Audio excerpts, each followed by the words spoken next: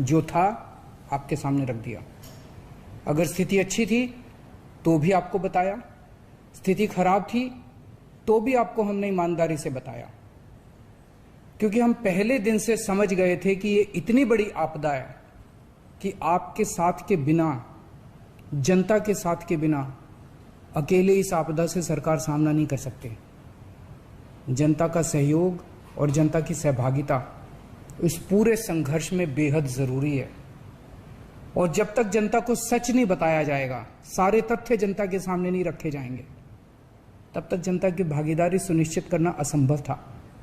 इसीलिए हमने हर चीज आपके सामने रखी। हमने टेस्ट नहीं कम होने दिए। आज दिल्ली के अंदर सबसे ज्यादा टेस्ट हो रहे हैं। मैं तो ये कहूंगा कि अगर प्रति 10 लाख की पॉपुलेशन पे देखा जाए तो शायद पूरी दुनिया में सबसे ज्यादा टेस्ट दिल्ली में हो रहे हैं। मैंने देखा कि कई जगहों पे उन्होंने टेस्ट कम कर दिए। टेस्ट कम कर दिए तो केस कम आने लग गए। इस तरह से तथ्यों के साथ कई जगह हेरफेर करने की कोशिश की गई। हमने ऐसा नहीं किया।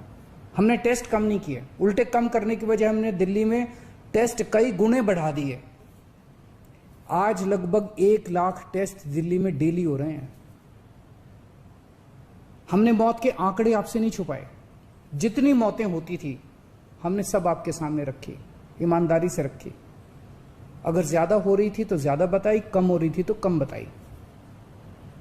कितने बेड्स हैं, कितने आईसीयू बेड्स हैं, क्या परिस्थितियां हैं, हर चीज आपके सामने ईमानदारी के साथ रखी। और इसी वजह से जब भी हमने कड़े निर्णय लिए, हमें आपका पूरा सहयोग मिला, दिल्ली की जनता का पूरा सहयोग मिला। मैं हमेशा कहता हूं कि हमारी दिल्ली एक परिवार है। दिल्ली के 2 करोड़ लोग एक परिवार हैं।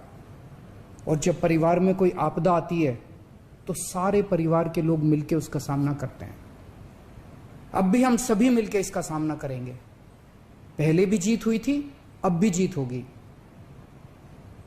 आज दिल्ली में क्या परिस्थिति है?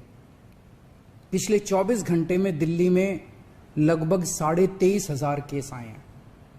उसके पिछले 24 घंटे में लगभग 25,500 केस आए थे। तो पिछले 3-4 दिन से रोज हम देख रहे हैं लगभग 25,000 के करीब केस आ रहे हैं। पॉजिटिविटी बहुत ज्यादा बढ़ गई है, संक्रमण दर बहुत ज्यादा बढ़ गई है। दिल्ली के अंदर अस्पतालों में उपलब्ध बेड्स की भारी कमी हो रही है।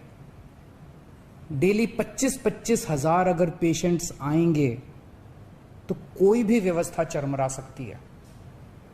दिल्ली के अंदर बेड्स की भारी कमी हो रही है। आईसीयू बेड्स दिल्ली में लगभग खत्म हो गए हैं। आज सुबह मैं ऐप पे देख रहा था 100 से भी कम आईसीयू बेड्स दिल्ली में बचे हैं। ऑक्सीजन की भारी कमी हो रही है। कल हमने सेंट्रल गवर्नमेंट को भी लिखा है, उनसे बातचीत चल रही है। परसों रात को एक हादसा होते होते बचा। एक प्राइवेट हॉस्पिटल ने हमें बताया कि परसों रात को 3 बजे के करीब उनके अस्पताल की ऑक्सीजन लगभग खत्म हो गई। वो बोले जी हम तो बहुत बुरी तरह से डर गए, बहुत बड़ा हादसा हो सकता था। इधर उधर हाथ पैर मार के किसी तरह से उन्होंने कहीं से ऑक्सीजन का इंतजाम किया। दवाइयों की कमी हो रही है, रेमडेसिविर दवाई की खासकर काफी कमी हो रही है। ये सारे तथ्य मैंने आपको डराने के लिए नहीं बताए। ये सारी परिस्थिति है और इन परिस्थितियों में हमें अब अगला कदम क्या उठाना है, इस पे चर्चा करने के लिए मैंने आपको ये परिस्थिति बताई है। तो दिल्ली के अंदर कोरोना की परिस्थिति काफी गंभीर है। अभी तक हमने दिल्ली के अंदर हेल्थ सिस्टम को बड़े अच्छे तरीके से मैनेज किया। दिल्ली में चौथी वेव आई है। पहली वेव पिछले साल जून में आई थी जिसमें 4,500 के करीब केस आए थे। दूसरी वेव आई फिर सितंबर में, फिर तीसरी वेव आई जिसमें 8,500 के करीब केस आए थे। दुनिया के कई शहर ऐसे हैं, बड़े बड़े देशों के, विकसित देशों के शहर, जहां 6,000 केस आए तो उनका पूरा हेल्थ सिस्टम चरमरा गया, कोलैप्स कर गया। दिल्ली में 8,500 केस आए पिछली बार तीसरी वेव में, तब भी हमारा सिस्टम कोलैप्स नहीं किया। उल्टे हमने और ज्यादा अपनी तैयारियां शुरू कर दी। आज 25,000 केस आए हैं। अब दिल्ली का हेल्थ सिस्टम अपनी सीमा तक पहुंच गया है। हमारा हेल्थ सिस्टम अब बहुत ज्यादा तनाव में है। मैं ये नहीं कहूँगा कि हमारा हेल्थ सिस्टम अभी कोलैप्स किया है, लेकिन आज हमारा हेल्थ सिस्टम बहुत ज़्यादा तनाव में है। किसी भी हेल्थ सिस्टम की अपनी सीमाएं होती हैं। अनगिनत पेशेंट्स तो कोई भी सिस्टम नहीं ले सकता ना। किसी भी सिस्टम की अपनी सीमाएं हैं। पिछले 5 साल में आपकी सरकार ने दिल्ली में बहुत बड़े स्तर पे स्वास्थ्य के क्षेत्र में काम किया है। खूब नए हॉस्पिटल खोले हैं, मोहल्ला क्लिनिक, पॉलीक्लिनिक बनाए हैं। बहुत बड़े स्तर के ऊपर स्वास्थ्य के क्षेत्र में काम हुआ है। यही कारण है कि आज 25,000 केस के ऊपर भी दिल्ली का सिस्टम चल रहा है। लेकिन अब इसके बाद अगर तुरंत कुछ कठोर कदम नहीं उठाए गए तो यह सिस्टम कोलैप्स कर सकता है। और अगर हेल्थ सिस्टम कोलैप्स कर गया तो मुझे डर है कहीं बहुत बड़ी त्रासदी ना हो जाए। जैसे मैंने बताया कि कल एक अस्पताल में ऑक्सीजन बिल्कुल खत्म हो गई थी और बहुत बड़ी त्रासदी होते होते बची। मैंने वीडियोस देखे हैं, तस्वीरें देखी हैं, आपने भी देखी होंगी सोशल मीडिया पे। दुनिया के कई शहर ऐसे हैं जहां कॉरिडोर में पेशेंट्स पड़े हुए हैं, सड़कों के ऊपर लोग दम तोड़ रहे हैं। अभी तक हमने दिल्ली को उस किस्म की त्रासदी से बचाया है, वैसा नहीं होने दिया। आज सुबह 11 बजे मेरी और एलजी साहब की मीटिंग हुई और इन सारे पहलुओं के ऊपर, सारी परिस्थिति के ऊपर काफी विस्तार से बातचीत हुई। और उस बातचीत के बाद हमें ये लगा कि दिल्ली का हेल्थ सिस्टम बड़ी मात्रा में और अधिक पेशेंट्स अब लेने में असमर्थ है। अगर हमने अभी लॉकडाउन नहीं लगाया तो कहीं ऐसा ना हो कि बड़ी त्रासदी हो जाए। हम किसी भी हालत में दिल्ली को उस परिस्थिति में नहीं ले जाना चाहते जहां कॉरिडोर के अंदर पेशेंट्स पड़े हैं, सड़कों पे लोग दम तोड़ रहे हैं।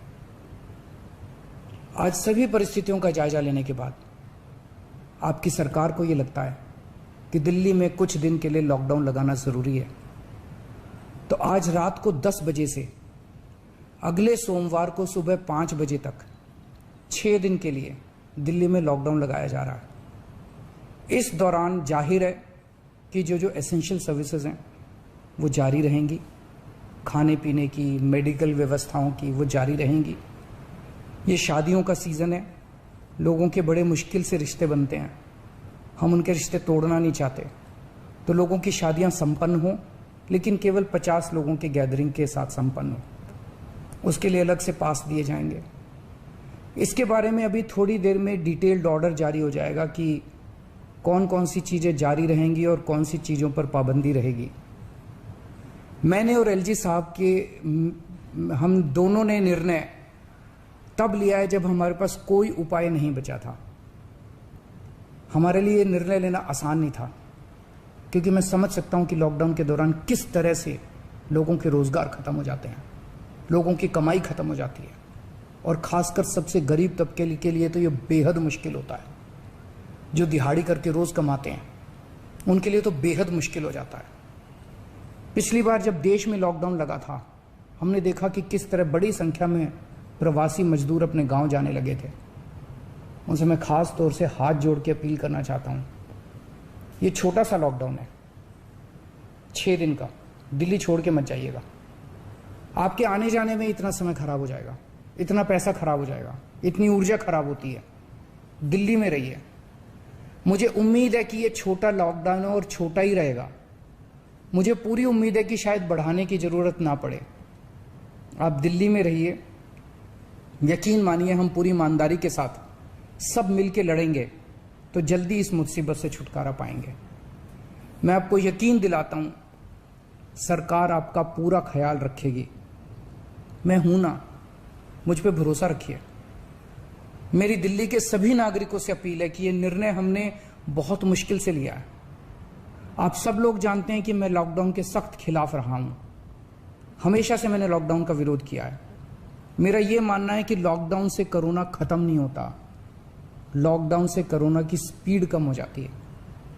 मेरा हमेशा यह मानना है कि अगर किसी भी शहर या राज्य की स्वास्थ्य व्यवस्था अपनी सीमा तक पहुंच जाए तो लॉकडाउन लगाना जरूरी हो जाता है, ताकि पेशेंट्स का नंबर कम हो जाए, ताकि हेल्थ सिस्टम को और दुरुस्त किया जा सके।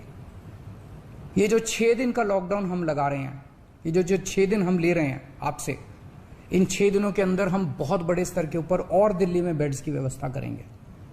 केंद्र से हम मदद मांग रहे हैं, उनसे लगातार संपर्क में हैं। केंद्र सरकार हमारी मदद भी कर रही है, उसके लिए हम केंद्र सरकार के शुक्रगुजार हैं। उनसे ऑक्सीजन की व्यवस्था करेंगे, दवाइयों की व्यवस्था करेंगे।